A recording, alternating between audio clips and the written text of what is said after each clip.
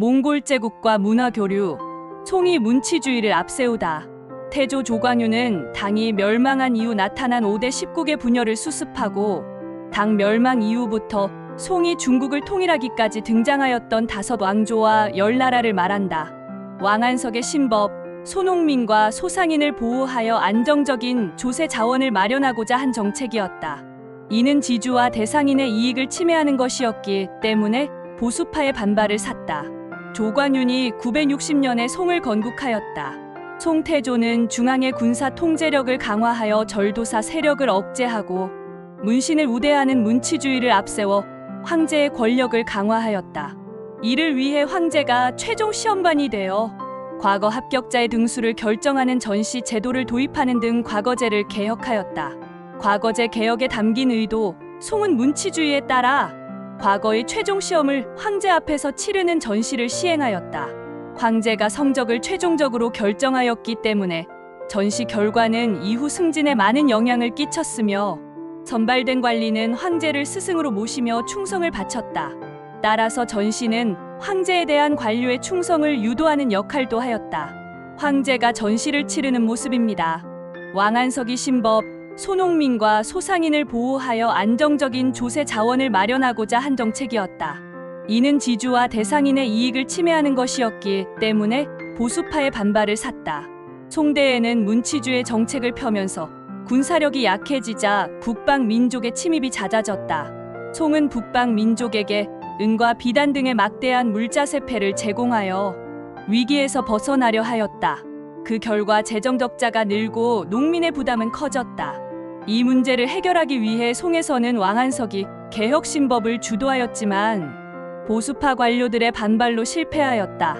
이후 개혁파와 보수파의 대립으로 도리어 정치적 혼란이 가중되었다. 북방 민족이 성장하다. 당이 무너진 뒤 북방에서는 여러 민족이 성장하였다. 거란의 야유라보기는 916년 당 말의 혼란을 틈타 부족을 통일하였고 이후 거란 또는 요라고도 함, 발해를 무너뜨리고 송을 압박하였으며 고려에도 침입하였다.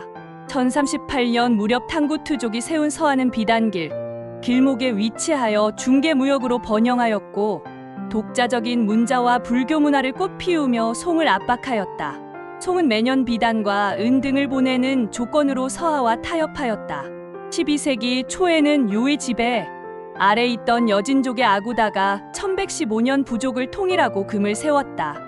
만주에서 세력을 키운 금은 송과 연합하여 거란을 무너뜨렸고 뒤이어 화북 지역을 차지하고 1127년 송을 남쪽으로 몰아냈다. 강남으로 밀려난 송은 이만항저우에 수도를 두고 왕조를 이어갔는데 이를 남송이라고 한다. 남송은 몽골에 멸망할 때까지 약 150년 동안 존속하였다. 고유 문화를 지키기 위한 북방 민족의 노력, 거란과 금은 고유의 부족제로 유목민을 다스리고 중국식 9년제로 한족을 다스렸다. 또한 거란, 서하, 금은 중국식 한자어와는 다른 자신들만의 고유한 문자를 만들어 사용하였다.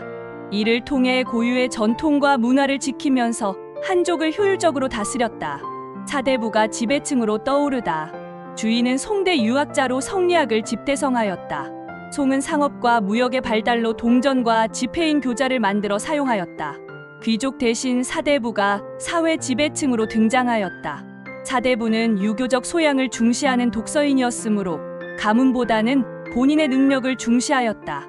이들은 과거제를 통해 관리가 됨으로써 부와 명예를 얻고 정치의 중심에 섰다. 한편 송대에는 우주의 원리와 인간의 본성을 탐구하는 성리학이 발달하였다. 성리학은 사대부들 사이에 뿌리를 내리면서 이후 중국 왕조와 주변 국가의 지배 이념으로 자리 잡았다. 송대에는 강남의 저습지가 농지로 개발되면서 경제가 성장하고 서민 문화가 꽃피웠다. 또 모내기법이 널리 보급되고 이모작과 품종 개량 등이 이루어져 쌀 생산이 크게 늘었다. 아울러 차나 사탕수수 등 상품 작물의 재배도 늘어났다.